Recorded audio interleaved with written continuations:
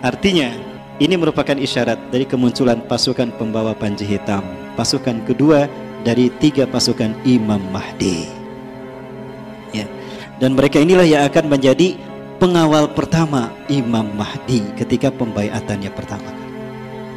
Nah, nanti kalau ada umroh, Bapak Ibu sekalian, melihat ada banyak orang Taliban umroh, hati-hati, jangan-jangan Imam Mahdi sudah ada.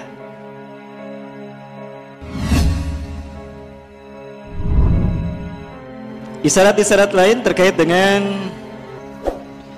akan terjadinya perang Armageddon. Orang bisa menyaksikan? Sekjen PBB, ya, Antonio Guterres itu pernah menegaskan solusi 2 negara satu-satunya cara untuk perdamaian di Palestina Israel. Ya, di Yerusalem tanda petik. Bapak Ibu rahmati Allah, kalau ini terjadi dan solusi ini diterima, Bapak Ibu, maka Palestina akan terpecah menjadi 2. Kalau kita berjalan menuju West Bank, tepi barat, ke kanan itu ke Ramallah. Nanti ada petunjuk arah Ramallah. Itu kampung halamannya Yasser Arafat dan makamnya Yasser Arafat ada di sana. Nah, itu akan menjadi wilayah Palestina, ibu kotanya Ramallah. Ini tawaran dari Antonio Guterres, Sekjen PBB. Cuma ini solusi untuk menyelesaikan konflik Palestina Israel. Adapun jika kita ke kanan, itu kita ke Al-Quds atau ke Yerusalem. Versi kita Al-Quds, versi orang Israel Yerusalem. Artinya jika itu nanti dibagi 2, ini diterima, maka Al-Quds akan jatuh ke tangan Israel. Yerusalem akan menjadi ibu kota Israel. Dan jika itu terjadi, maka Israel akan leluasa menghancurkan kiblat kita yang pertama, Masjidil Aqsa. Ini akan memicu marahnya umat Islam. Di saat itulah Allah akan memberikan hukuman kepada Israel. Nah, ketika perang melawan Persia, Iran, ini berarti kita perang melawan Rusia, karena Rusia dia membantu Persia, Iran, dan juga perang melawan Israel. Dan Dr. Bassam Nahjar menyebutkan Israel akan hancur 2022 berdasarkan beberapa asumsi. Ya, jika Israel hancur, berarti Persia dan Rusia pun kemungkinan besar hancur. Nah, ini perang Armageddon. Tidak terbayang bagaimana nuklir berseliweran. Nah, tapi ini baru pertama. Kenapa? Karena setelah itu akan perang lagi. Nah, ketika perang melawan ini, Amerika punya dendam kesumat pada Rusia, kan? Dan Amerika pun sebetulnya sudah capek menjadi budaknya Israel. Maka Amerika bersekutu dengan umat Islam Arab, ya Bapak Ibu, dengan umat Islam Arab. Tapi sebelumnya coba Bapak Ibu coba lihat pertemuan utusan Amerika Serikat dengan petinggi Taliban. Nah, ini yang pernah datang ke Indonesia, yang pernah makan-makan bersama Pak Yusuf Kalla dan Pak Anies Baswedan, ya. Nah, ini menyerahkan, Amerika secara resmi menyerahkan Afghanistan pada Taliban dan menyatakan akan menarik mundur semua pasukan Amerika. Artinya ini merupakan isyarat dari kemunculan pasukan pembawa panji hitam, pasukan kedua dari 3 pasukan Imam Mahdi. Ya. Dan mereka inilah yang akan menjadi pengawal pertama Imam Mahdi ketika pembaiatannya pertama. Nah, nanti kalau ada umroh, Bapak Ibu sekalian, melihat ada banyak orang Taliban umroh, hati-hati, jangan-jangan Imam Mahdi sudah ada. Baik. Dan ini merupakan sebuah fakta yang dilupakan, bahwa ternyata Palestina pun sudah lama menyerukan untuk ganti presiden. Ya, Mahmud Abbas ini sudah tidak lagi dipercaya oleh kaum muslimin Palestina. Nah, ini apakah akan memicu terjadinya konflik di wilayah West Bank Palestina? Hal ini akan menguatkan posisi Hamas di Gaza Strip, di jalur Gaza, yang ada kemungkinan nanti Palestina akan jatuh kepada kaum muslimin, dan ini akan memicu perang Palestina Israel dalam skala yang lebih besar. Ya, wallahu a'lam bishawab. Kemudian lupakah kita kalau Rasulullah juga pernah menyebutkan di sela-sela perang ini, sebelum kita memerangi Rom, itu ada perang melawan Hindi. Di antara tanda akhir zaman adalah kita umat Islam akan berperang melawan Hindi. Dan ternyata kita lihat sekarang Pakistan dan India mulai berperang. Dan bagaimana kezaliman kaum Hindu India membantai kaum muslimin di Kashmir. Ya, seperti apa yang terjadi di Rohingya. Pesawat-pesawat tempur India ataupun dari Pakistan saling balas-membalas untuk melakukan upaya penghancuran. Pakistan pun sudah jelas menegaskan bahwa Kashmir tidak akan pernah dilepaskan dari Pakistan. Kashmir adalah bagian dari Pakistan. Ini pinter Inggris ketika membagi dua India, wilayah Muslim menjadi Pakistan, diserahkan kepada Ziaul Haq, dan yang India diserahkan kepada Sri Pandit Jawaharlal Nehru. Itu Inggris yang menengahinya. Ya, tapi Kashmir dijadikan buffer. Ke India tidak dimasukkan, ke Kashmir ke Pakistan tidak dimasukkan. Jadi dibikin sebagai buffer nanti agar menjadi alat untuk mengadu domba keduanya, dan ini berhasil. Seperti antara Iran dengan Irak, ada satu wilayah yang kemudian dijadikan buffer. Apa itu? Ajwaf. Dan itu sebetulnya Muslim. Sekarang lihat bagaimana nasib kaum muslimin di Ajwaf, dibantai, Pak, karena mereka Muslim. Siapa yang membantainya? Iran. Nauzubillah. Maksudnya orang-orang Syiah.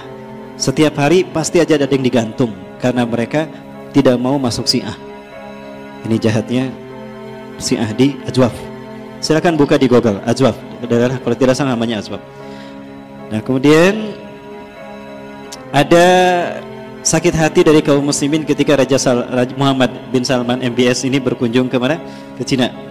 Dan sepakat dengan apa yang dilakukan oleh pemerintah Xi Jinping dalam memperlakukan muslim Cina Uighur terkait dengan kamp konsentrasi. Itu malah disetujui, dan ini membuat sakit hati kita umat Islam. Nah, ini yang saya maksudkan. Raja Salman ingin dunia lawan Iran bersama-sama. Ya. Kemudian Raja Salman menyerukan pada negara-negara Arab untuk bergabung bersama Arab Saudi membantu menyerang Iran. Disambut oleh Amerika Serikat. Amerika Serikat menyatakan akan membantu Arab Saudi untuk membantu perang melawan Iran, dan meminta agar NATO pun bergabung bersama Arab memerangi Persia Iran. Subhanallah. Rasulullah mengatakan kalian akan bergabung dengan Bani Rum. Ya. Tashtarikuna birrum tuqatiluna aduwwan min waraikum. Kalian akan bergabung dengan Rum memerangi musuh di belakang kalian. Siapa musuh di belakang kalian? Nah, ini Bapak. Wa takhuduna hilman taman ma'hum, dan kalian akan mengambil perjanjian yang sempurna dengan Barat untuk bersama-sama memerangi mereka. Perang melawan Iran berarti juga perang melawan Rusia dan Israel. Ini analisa saya pribadi. Mungkin berbeda, silakan Bapak Ibu. Nah, perang melawan Iran, Persia dan Israel ini memberikan sisa ghanimah yang banyak luar biasa. Nah, sementara ghanimah itu hanya diberikan pada orang yang beriman, pasukan yang beriman. Nah, Rum tidak kebagian. Sakit hati Rum. Akhirnya diam-diam mundur dan berkhianat kepada pasukan umat Islam, pasukan Arab. Diangkat salibnya. Salib menang, salib menang, salib menang. Kata siapa salib menang? Didorong, jatuh, mati. Yang mendorong ditangkap dan mati juga. Nah, disitulah berpisah antara Romawi dengan umat Islam. Ya, mereka kemudian membentuk persekutuan. Ya. Hum tuqatilun yuqatilunakum tahta samanina raya. Mereka bergabung dan memerangi kalian di bawah 80 bendera. Satu bendera 12.000 pasukan. Berarti 960.000 nanti. Nah, mereka inilah nanti yang akan menguasai Turki. Namun persekutuan ini terjadi setelah Rom ini dan kaum muslimin betul-betul berhasil menghancurkan Persia dan sekutu-sekutunya. Salah satunya adalah Rusia. Ya, bukan hanya Israel, Bapak Ibu sekalian. Sekarang sebetulnya sudah memanas hubungan antara Amerika dengan Rusia. Artinya memang sudah mungkin juga akan terjadi perang, sehingga persekutuan Rusia, Iran, Israel ini tidak menutup kemungkinan akan terjalin ketika perang melawan Arab dan Amerika, juga NATO. Ya, Turki juga sama. Turki ada kemungkinan melepaskan diri dari NATO, dan dia merupakan negara terkuat yang berani melawan NATO dan berani memberikan veto kepada keputusan NATO jika bertentangan dengan keputusan Turki. Maka alhasil 80 negara ini memerangi Turki. Maka jatuhlah Turki kepada bangsa Rom. Nah, disitulah kemudian Summatagzuna Rum wa yaftahu Allah. Lalu kalian berperang melawan Rom dan Allah memenangkannya untuk kalian. Ini balas-balasan antara Rusia dengan Amerika Serikat. Begitulah Donald Trump yang juga ikut campur dalam hal ini. Nah, Bapak Ibu rahmati Allah, dalam konflik semacam itulah kemudian muncullah pasukan Panji Hitam dari bumi Khorasan. Dan sekarang isyarat itu sepertinya sudah ada karena Taliban sudah kuat sekarang, ya. Nah, Rasulullah pernah menyatakan, "Yakhruju min Khorasan rayatun sud." Akan keluar pembawa Panji Hitam dari bumi Khorasan. La yarudduha syai'un. Tidak ada sesuatu pun yang bisa menghentikan kekuatan militernya. Laju langkahnya. Hatta tunsaba bi Ilya, sampai panji hitam itu ditancapkan di Al-Quds. Ilya itu artinya Al-Quds, Palestina. Rasulullah mengatakan pada Abdullah bin Hawalah Al-Azdi setelah perang melawan Bani Mustalik, "Hai Abdullah, ya Ibn Hawalah, jika engkau melihat panji hitam berkibar di bumi Al-Quds atau di pelatarannya, maka yakinilah kiamat lebih dekat kepadamu ketimbang kepala dan pundakmu."